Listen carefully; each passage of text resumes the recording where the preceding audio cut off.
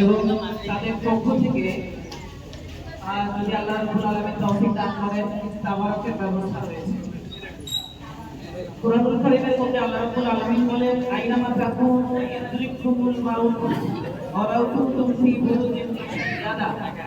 আল্লাহ রাব্বুল আলামিন সূরা নিসার 78 নম্বর আয়াতে বলেন আইনামা তাকুনু ইউদরিকুমুল মাউত ওয়া লাউ কুনতুম ফি বুরুজিন মুশাইয়াদা। তোমরা যেখানেই থাকো না কেন মৃত্যু তোমাদেরকে পেয়ে যাবে।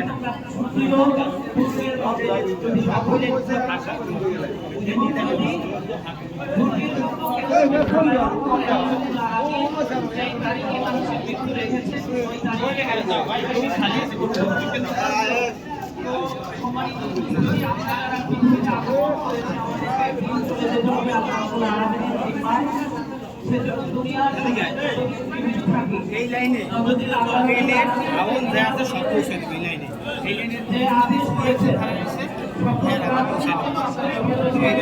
ঠিক আছে।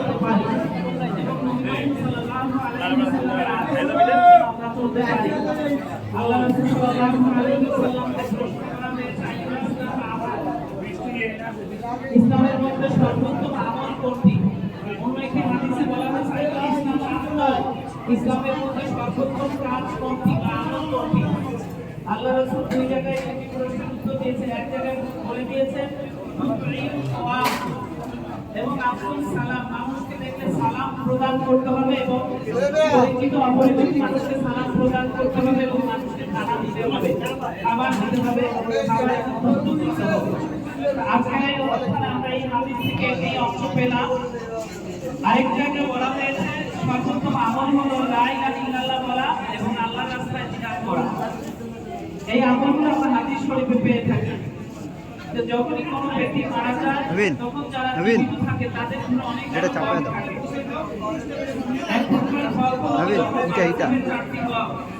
এটা চাপাও এটা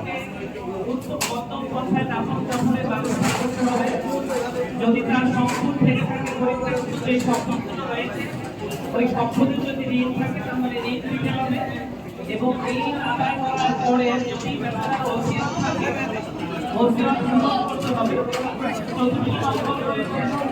যদি তার সম্পদ থেকে থাকে তাহলে ওয়ারিসের সাথে বন্টন করতে হবে। এই চারটি কাজ হলো করতে হবে যখন মারা যাবে। তো এই কাজগুলোর পরে জীবিত থাকে বন্ধু বা বন্ধুরা আত্মীয় স্বজন যারা থাকে তাদের সাথে পরিচয় রাখা, তাদেরকে ডেকে আনা এবং থাকে তাদের মাধ্যমে তাদেরকে হাদিস শরীফে এসেছে আল্লাহ রাসূল সাল্লাল্লাহু আলাইহি ওয়াসাল্লাম বলেছেন ইজা মাতাল ইনসানু ফাতান আমালু ইল্লা সালাসা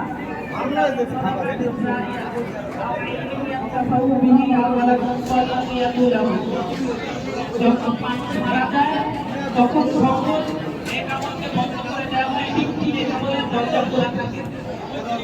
এক নম্বর, যদি সে সাদাকায়ে জারিয়া করে যায় তাহলে এটি কবরে পাবে। দুই নম্বরে যদি নেককার যদি সে উপকারী এলেম শিখে মানুষের উপকারী এলেম শিখায় তাহলে সে কবরে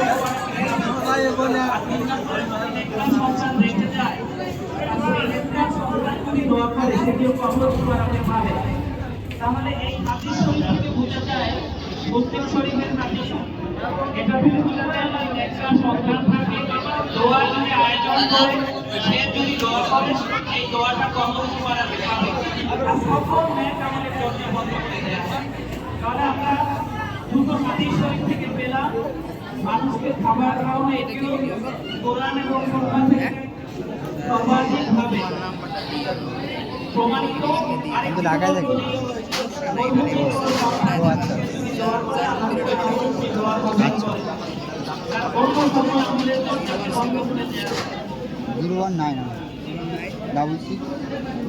জিরো 1 9 শিক্ষা নিব আমাদেরকে আচ্ছা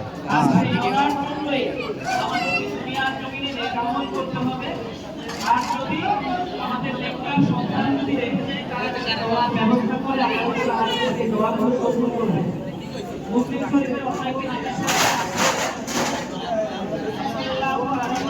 বলেছেন যখন মানুষ মারা যাবে তখন তার জন্য দোয়া করতে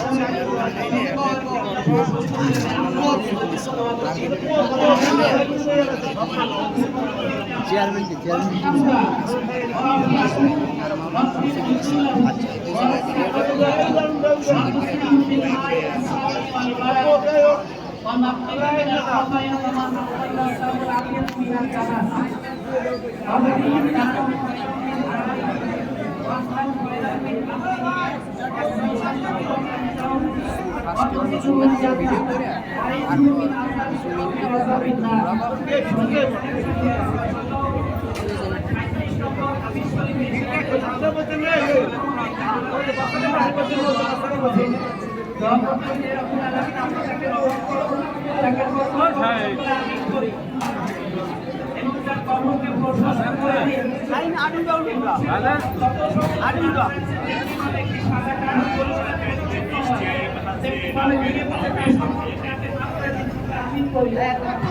দুনিয়ার জমিনে তার যে সকল আত্মীয় স্বজন ছিল বাড়িঘর যেভাবে ছিল তার থেকে উত্তম পাশাকে দান করে আমিও করি এবং তার উত্তম সঙ্গী তাকে কর্মকে দান করেন এবং সর্বশেষ তাকে জান্নাতুল ফেরদাউস নসিব করে কবরের আযাবকে মাফ করে দিন জাহান্নামের আযাবকে মাফ করে দিন একজন ব্যক্তি মারা গেলে এই দোয়াগুলি আমাদের এই দোয়াগুলি যখন আমরা করবো আল্লাহ আমাদের সকলকে এই দোয়া করার তৌফিক দান করুন এবং সকলকে পরকালমুখী হওয়ার জন্য ইসলামের যথাযথ অনুকরণ করার জন্য আল্লাহ তৌফিক দান করুন আমাদেরকে আজকের এই দোয়া মাহফিল থেকে শিক্ষাকে আমাদের দিতে হবে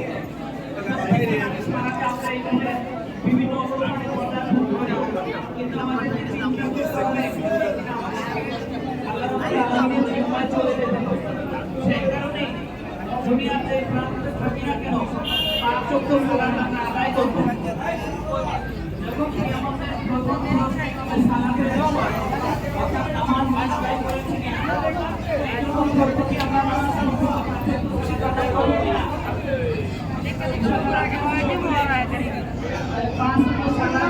আদায় করতে হবে আদায় করি আল্লাহ রাব্বুল আলামিন আমাদেরকে এই পাঁচটি সালাত খুশি দেয় হয়তো সকল কোরআন বই এটা সকালে পাঁচটি নামাজ পড়াটা আমরা আগ্রহী আছি আমরা সবাই পাঁচটি সালাত আদায় করব বিধানগুলো বাস্তবায়ন করব আল্লাহ রাব্বুল আলামিন আমাদের সকলকে চলে আসছেন এই জন্য বক্তব্য দীর্ঘায়িত না করে এখানে সমাপ্ত করতে হবে আলহামদুলিল্লাহ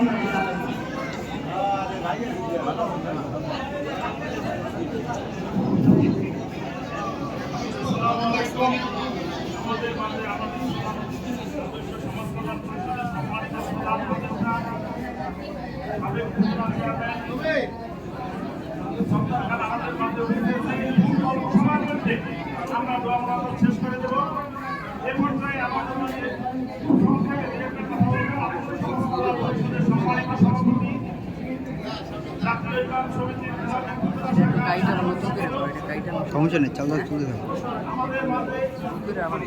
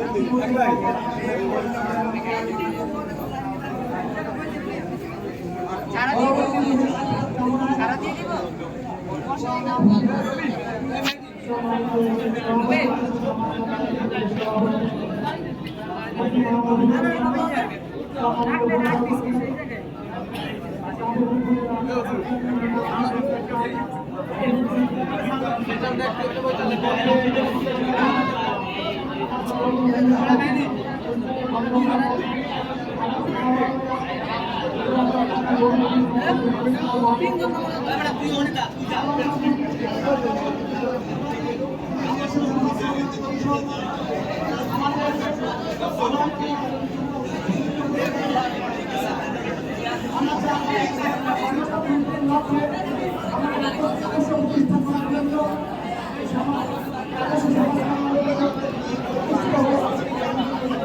সেই লক্ষ্যে আমরা আপনাদের কাছে আমাদের সমস্ত সহযোগিতা এই সমাজ কল্যাণের আন্তরিক শুভেচ্ছা কামনা করে আজকে যে